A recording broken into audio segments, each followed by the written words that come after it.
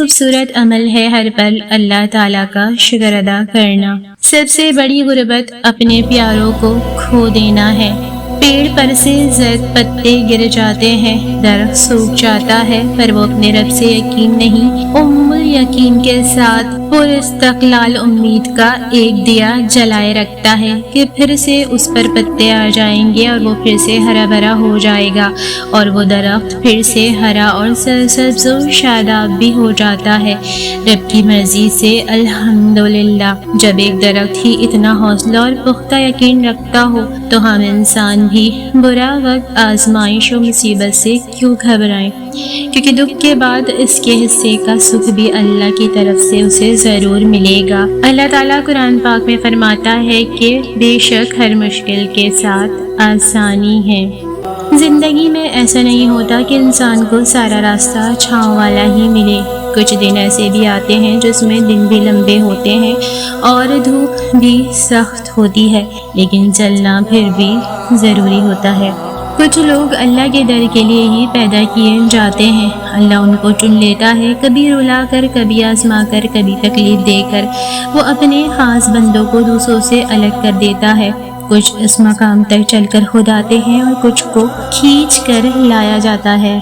صبر ہمیشہ بڑی بڑی آزمائشوں میں ہی نہیں بلکہ زندگی کی چھوٹی چھوٹی چیزوں میں بھی کرنا ہوتا ہے، کبھی کسی کا تلخ لہجہ برداشت کر کے تو کبھی کسی کے لیے اپنی چھوٹی چھوٹی خوشیاں قربان کر کے۔ اس طرح ہمیں صبر کے کڑوے گھونٹ ہر موڑ پر پینے پڑتے ہیں۔ ہمارے لیے مشکل کام یہ ہے کہ ہم برداشت ہی نہیں کر پاتے، ہمیں ان چھوٹے چھوٹے صبر کی نعمت بدل کر کتنا اجر ملنا ہے وہ ہم نہیں سوچ سکتے۔ بالکل ہم جانتے ہیں کسی کے کڑوے الفاظ برداشت کرنا بہت مشکل ہے، لیکن ہمیں اپنے رب کے لیے صبر کرنا سیکھنا چاہیے، صبر کا دامن تھامے رکھنا چاہیے۔ بے شک وہ ہمارے ہر آنسو، ہر تکلیف، ہر پریشانی، ہر صبر سے واقف ہے، اور بے شک اللہ صبر کرنے والوں کے ساتھ ہے۔ کوئی بھی سمجھدار انسان اپنی مرضی سے اس جگہ کو نہیں چھوڑتا جہاں اسے سکون اور دل کا اطمینان ملا ہو۔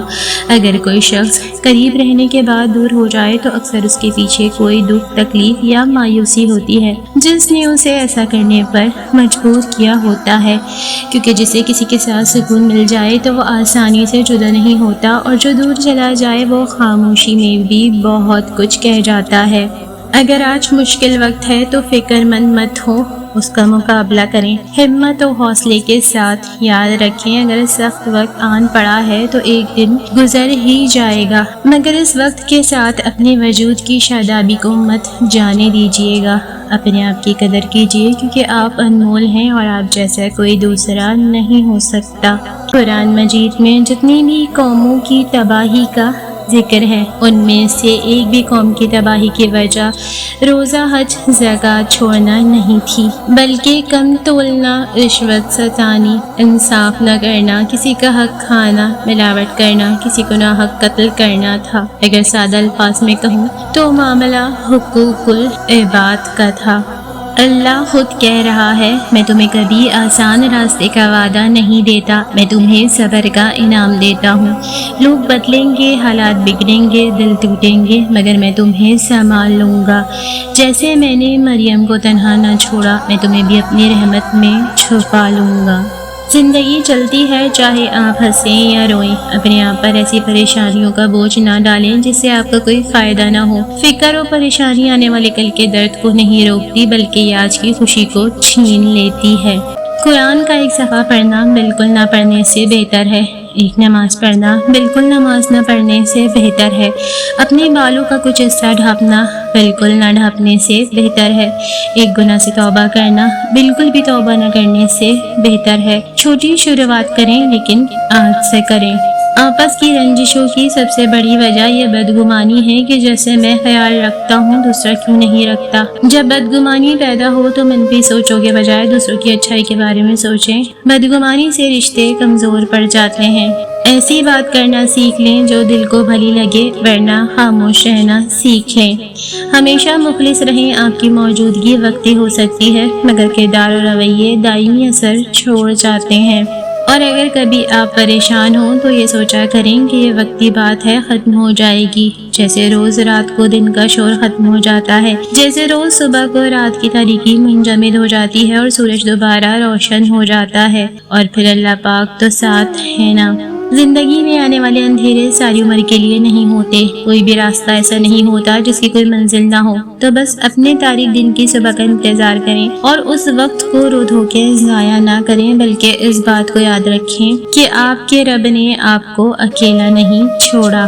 ہم یہ طویل زندگی اللہ کے بغیر نہیں گزار سکتے۔ اللہ تعالی ہمارا وہ واحد دوست اور مددگار ہے، باقی سب رشتے فانی ہیں، سب کے اندر غرض اور مطلب شامل ہے۔ اے ٹوٹے دل والی خاموش لڑکی، اللہ تم سے بہت محبت کرتا ہے، وہ تمہیں تمہاری چاہت سے زیادہ دینے والا ہے، اس کے راستے پر چلتی جاؤ بس، کیونکہ اللہ کے راستے پر چلنے والے کی منزل بہت خوبصورت ہے۔ جب تم استغفر اللہ کہتے ہو تو زمین پر کچھ نہیں ہلتا، لیکن آسمانوں میں رحمتوں کے در کھلنے لگتے ہیں، اور وہ رزق، وہ سکون اور وہ برکت تمہاری طرف چل پڑتی ہے جس کا تم نے کبھی تصور بھی نہیں کیا ہو۔ تلخ رویے، بے روحی، نظر انداز ہونا، یہ ایسے سلو پوائزن ہیں جو انسان کو اندر سے ختم کر دیتے ہیں، اور انسان پہلے شکایت کرتا ہے کہ میرے ساتھ یہ نہ کیا جائے، پھر وہ چیختا ہے اور بالآخر وہ خاموش ہو جاتا ہے، اور یہ خاموشی اصل میں اس شخص کی روح کو فنا کرنے کی علامت ہوتی ہے۔ زندگی بہت مختصر ہے، اسے یوں آزمائشوں کی نظر کر کے ایک دوسرے کی زندگی کو تباہ نہ کریں۔ محبت کے بدلے اور کچھ دے سکتے ہیں یا نہیں، محبت کا بھرم رکھنا سیکھ لیں۔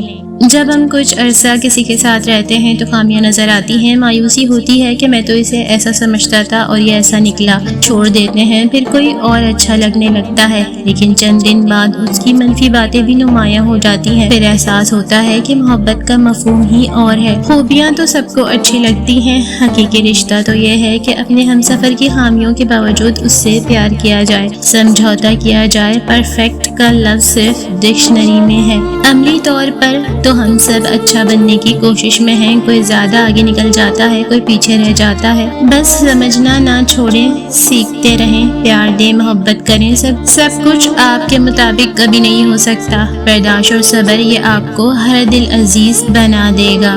قرآن مجید انسانیت کی رہنمائی کا بہترین ذریعہ ہے۔ خوشبو جب قرآن سے نکلتی ہے تو روح کو پاکیزہ کر دیتی ہے، جب نماز سے نکلتی ہے تو مومن کی معراج بن جاتی ہے، جب وضو سے نکلتی ہے تو محبت کے پھول بکھیرنے لگتی ہے۔ ہماری بربادی کی وجہ شاید یہ بھی ہے کہ ہم نے صبح صبح قرآن کھولنے کے بجائے موبائل کھولنے شروع کر دیے۔ یہ نہیں جانتے گوگل سے دنیا کے سارے راستے مل سکتے ہیں، لیکن جنت کا راستہ قرآن سے ہی ملے گا۔ اصل روشنی وہ ہے جس سے آپ کا دل روشن ہو، اور یہ روشنی صرف قرآن مجید میں موجود ہے۔ اگر کسی دن لوگ آپ سے پوچھیں کہ غمزدہ کیوں ہو تو سچائی کے ساتھ جواب دینا استغفار کی کمی اور قرآن کو چھوڑ دینے کی وجہ سے۔